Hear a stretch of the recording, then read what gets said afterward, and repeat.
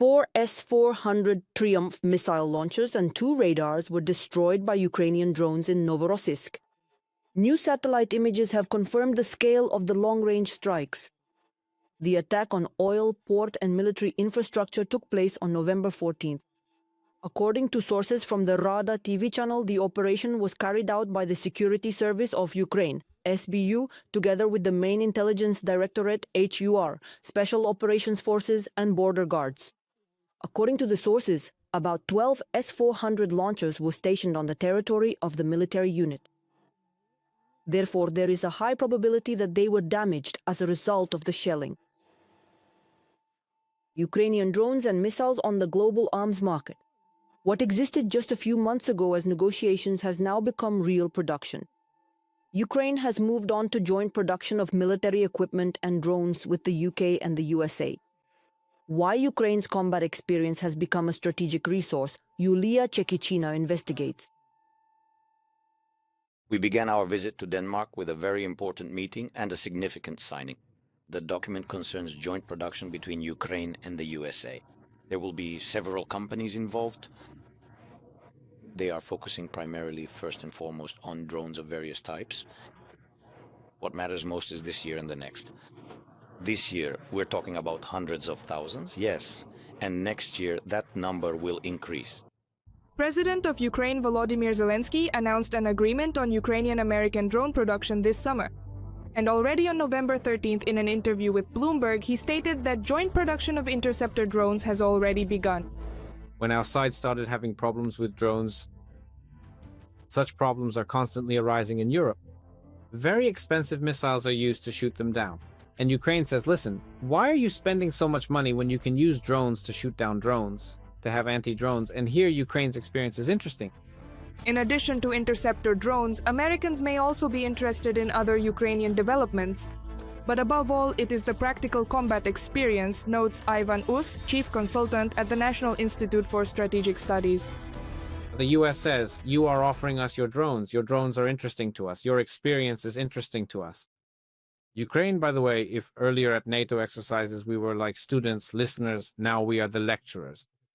Now we are telling NATO countries how to use drones, how to wage war in modern times. Ukrainian developments have proven their effectiveness in real combat conditions. And this is exactly what Western partners value the most, emphasizes the commander of the 429th Separate Unmanned Systems Regiment, Achilles. Ukraine is as open as possible, and at the request of our partners, we provide the full range of necessary information as well as technological solutions on how to properly organize defense against threats from the Russian Federation. Drones are not just strike systems. They simplify logistics and carry out tasks that previously required people to take dangerous risks. If it hits. If a particular drone drops a useful logistical payload, or a robot arrives, it means we don't have to send a person who would get into a pickup or an armored vehicle and carry out that logistical delivery. Partners may be interested not only in drones but also in Ukrainian missiles. In particular, the long-range Flamingo and Long Neptune. It was as technologically advanced as possible. Being as technologically advanced as possible for a missile means it could be made as lightweight as possible, as cheaply as possible, and so that the equipment would be simple enough. The Flamingo is even compared to American Tomahawks. However, analyst Alexander Kochatkov considers such a comparison to be incorrect. American weapons have been tested many times, whereas Ukrainian ones are still undergoing trials. I want to point out right away that comparing and saying which is better or worse, Tomahawks or Flamingos, is absolutely incorrect from the perspective of missile technology. If we talk about Tomahawks, this is a high-tech and truly very expensive missile, which was developed for the creation of this digital map. First of all, a huge number of missiles were used, and secondly, it cost an astronomical amount of money. Such missiles are capable of striking targets hundreds of kilometers deep into enemy territory. At factories that produce critically important components for these missiles, even small parts, but without which the missile cannot function, such facilities must be destroyed. They may be fortified, reinforced with solid, heavy-duty concrete, not like those oil refineries or fuel storage tanks that we are actively setting on fire. Cost is the key argument for potential buyers of Ukrainian weaponry, says Ivan Us. So the most important thing here is the cost price. If Ukrainian missiles, the Plamin or any others, are significantly cheaper in terms of production cost than their counterparts used by the United States of America, something tells me there will be a great deal of interest in these products as well as in others. In the things that Ukraine produces, In wartime conditions, Ukrainian developers have the opportunity to test all their weaponry in real combat situations.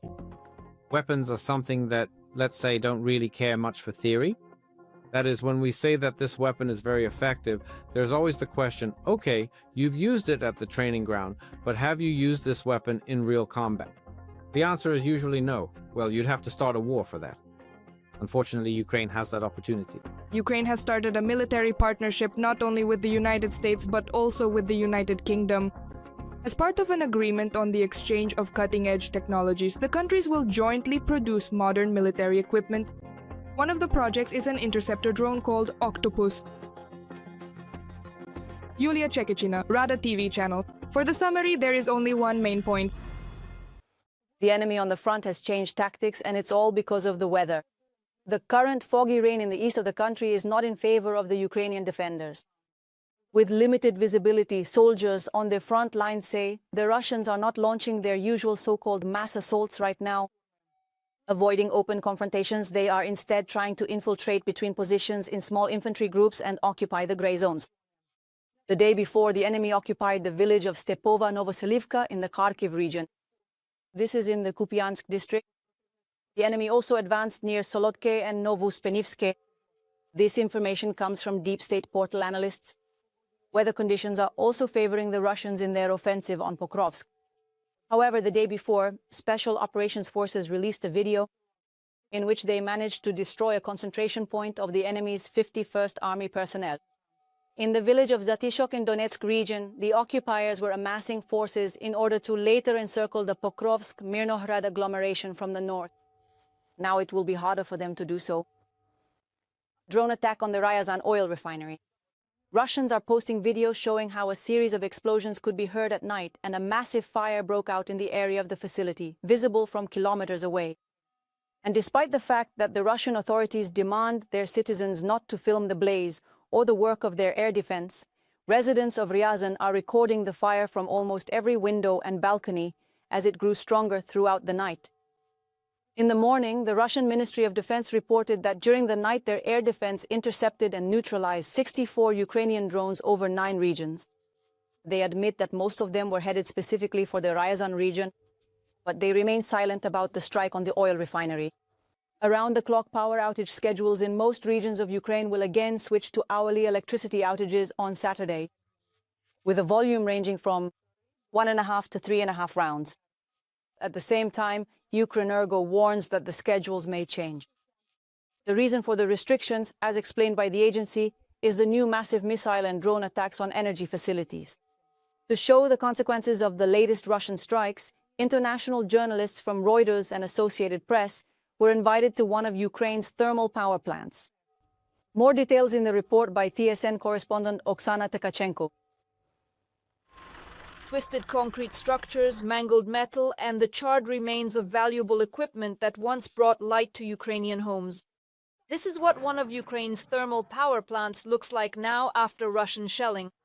The name and location of this facility are kept secret for security reasons. Although, as the plant workers admit, despite all the secrecy, this place has already been hit more than once. And every time, the energy workers are forced to start repairs again. One of the units, I won't specify which, we are now reviving for the 3rd time. Let's put it this way, we're bringing it back from absolute zero, from total destruction, and working late into the evening. Vasil and Volodymyr, workers at the thermal power plant, recall the latest Russian strikes. They say the team on duty at the time didn't even have time to make it to the shelters. Around 6 o'clock the missiles hit. We started hiding because running across open ground, across the shrapnel-strewn area was honestly pretty scary, I have to say. They say people can be ready for this, but you really can't be. When you're at a civilian facility and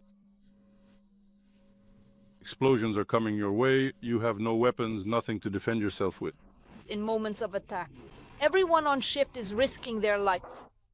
But duty requires you to stay at your post. The risks themselves are terrifying. Somehow everyone pulls together, does their job, and looks out for each other. I don't know what kind of person you have to be for that, maybe a superhero. Although I believe my guys are superheroes because they stuck together, stayed united, did their job, and supported each other. When the shelling started, we hid under the boiler. Because we couldn't go to the bomb shelter, we had to stay at our workstation. We supported and encouraged each other. Alongside the energy workers, the local star Marfa Vasilyevna also endures the Russian shelling. The dispatch office is Kitsa's favorite place.